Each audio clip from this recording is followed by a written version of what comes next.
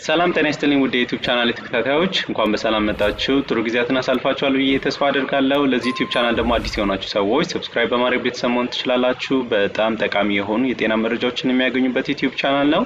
በዛሬው ቆይታችን እንግዲህ ሶስተኛው ቪዲዮን ስሰራ ነው ስለ ማርበርግ ቫይረስ በሽታ ላይ ማለት ነው።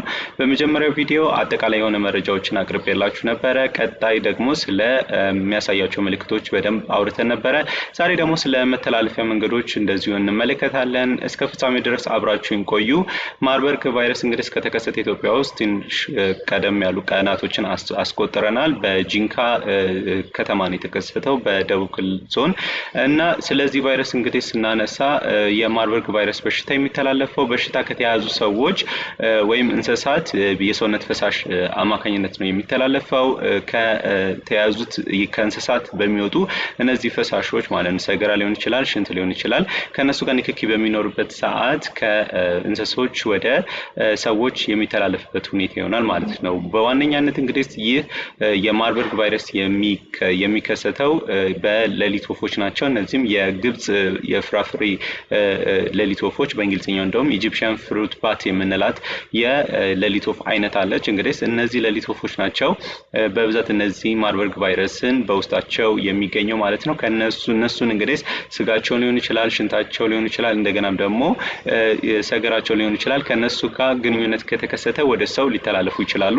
አንዳንድ ጊዜ ደግሞ እነዚህ ፕራይሜቶች እንደ ጦጣና ዝንጀሮ ያሉ ፕራይሜቶች ከነሱም ደግሞ ወደ ሰው የመተላለፍ ሁኔታን አንዳንድ ጥናቶች አመልክተዋል።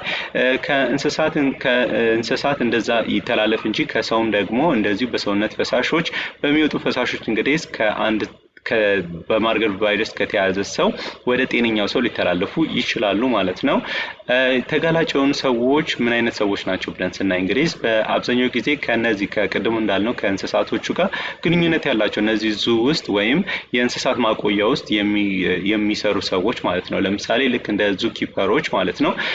እነዚህ የሌሊት ወፍ ተይዘው የሌሊት ወፎች ያሉበት ዙ ወይም የእንስሳት ማቆያ እንደገናም ደግሞ ቅድም ያልናቸው ጦጣዎች፣ ዝንጀሮዎች ያሉበት የእንስሳት ማቆያ ድንገት ሊያስተላልፉ ይችላሉ ማለት ነው ከነሱ ወደ ሰው። ሌላው ደግሞ እነዚህ የማዕድን ማውጫ ወይም እነዚህ ዋሻዎች ሊሆኑ ይችላሉ። እንደገናም ደግሞ የሌሊት ወፍ የሚገኙባቸው ቦታዎች ላይ ንክኪ ያላቸው ሰዎች ማለት ነው። ለምሳሌ የማዕድን ማውጫ የምንለው ወይም እነዚህ ማይኒንግ ኤሪያ ውስጥ ያሉ እነዚህ እንትኖች የሌሊት ወፎች እንግዲህ ዳርክ የሆነ ወይም ጨለማ የሆነ ቦታን ይመርጣሉ ማለት ነው። ብዙ ሰው የማይገባበት ማለት። ስለዚህ እነዚህ ማይኒንግ እንትኖች የማዕድን ማውጫ ማይኒንግ ቦታዎች ላይ እነዚህ ዳርክ ስለሆነ ወይም ጨለማ ስለሆነ እዛ አካባቢ ይቀመጣሉ። በዛም የተነሳ እንግዲህ ሰዎች በዛ ውስጥ ቬንቸር የሚያደርጉ ከሆነ ከነሱ ጋር ንክኪ ሊኖራቸው ይችላል እና በማርበርግ ቫይረስ ሊያዙ ይችላሉ ማለት ነው። ሌላኛው ደግሞ በዋሻዎች ናቸው።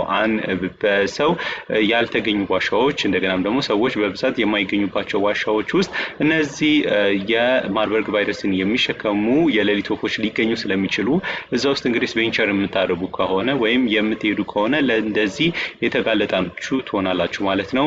ሌላኛው ደግሞ አንዳንድ ሌሊት ወፎች የሚገኙበት ቦታ ላይ የሚገኙ ሰዎች እንደዚሁ ከእንስሳቶቹ ጋር ግንኙነት ሊኖራቸው ይችላል ከሽንቶቻቸው ጋር ወይም ከሰገራቸው ጋር ማለት ነው። ስለዚህ በዚህም የተነሳ ለማርበርግ ቫይረስ የመጋለጥ እድላቸው በጣም ከፍተኛ ይሆናል ማለት ነው። ሌላኛው ደግሞ የበሽታ በማርበርግ ቫይረስ የተያዘ በሽተኛ ሰውን የሚያስታምሙ ሰዎች ከሆኑ ወይም በቅርብ ግንኙነት ያላቸው ሰዎች ከሆኑ ለዚህ ለማርበርግ ቫይረስ የሚያዝ እድላቸው በጣም ከፍተኛ ነው ማለት ነው። ለምሳሌ ቤተሰቦች ሊሆኑ ይችላሉ ወይም የጤና ተቋም ሰራተኞች ሊሆኑ ይችላሉ። ስለዚህ እነዚህ ለማርበርግ ቫይረስ የመጋለጥ እድላቸው በጣም ከፍተኛ ነው ማለት ነው። ጥንቃቄ የማያደርጉ ከሆነ እንደነዚህ አይነት ሰዎች እንግዲህ ለማርበርግ ቫይረስ የመጋለጥ እድላቸው በጣም ከፍተኛ ይሆናል ማለት ነው። መተላለፊያ መንገዶችን ስናይ እንግዲህ በአንደኛነት ያስቀመጥነው ደም ነው። እንግዲህ ከታማሚዎች የሚወጣ በማርበርግ ቫይረስ ከተያዙ ሰዎች ታማሚዎች የሚወጣ ደም ሊሆን ይችላል ማለት ነው። ከአፍንጫቸው፣ ከድዳቸው፣ ከአይናቸው፣ ከጆሮአቸው ደም ሊደማ ይችላሉ ማለት ነው። እንደገናም ደግሞ ትንሽ ከተቆረጡ ደግሞ ክሎቲንግ ፋክተራቸው እንደገናም ደግሞ የደም መርጋት እንትን የሚቆጣጠረው የሰውነቶቻቸው የደሞቻቸው ክፍል ስለማይሰራ ደም በጣም ይፈሳቸዋል ማለት ነው። ትንሽ ከት ካላቸው ትንሽ ከተቆረጡ ማለት ነው። በዚህም የተነሳ እንግዲህ ከጤነኛ ሰው ጋር ንክኪ የሚያደርጉ ከሆነ ጤነኛ ሰው የመያዝ እድሉ በጣም ከፍተኛ ነው ማለት ነው። ሌላኛው ደግሞ ሽንት ናቸው። እነዚህ በሽንት መልክ ሊተላለፉ ይችላሉ ማለት ነው ከበሽተኛ ወደ ጤነኛ ሰው። ሌላኛው ደግሞ የሚያስታውካቸው ሰዎች እንደዚሁ ከማርበርግ ቫይረሱን አንድ ላይ ሊያስታውኩ ይችላሉ። ከሌላ ደግሞ ሰገራ ሲቀመጡ አንዳንድ ሰዎች እንግዲህ ንክኪ ካለ በጣም ተቅማጥ ደም የቀላቀለ ተቅማጥ ሁላ ሊሆን ይችላል ማለት ነው ምልክቶቹ። ስለዚህ እነዚህ ከተቅማጥ ጋር ከትውከት ጋር እነዚህ ንክኪ ካላቸው በጣም የመያዝ እድላቸው በጣም ከፍተኛ ነው ማለት ነው። ሌላኛው ደግሞ ምራቅ ነው።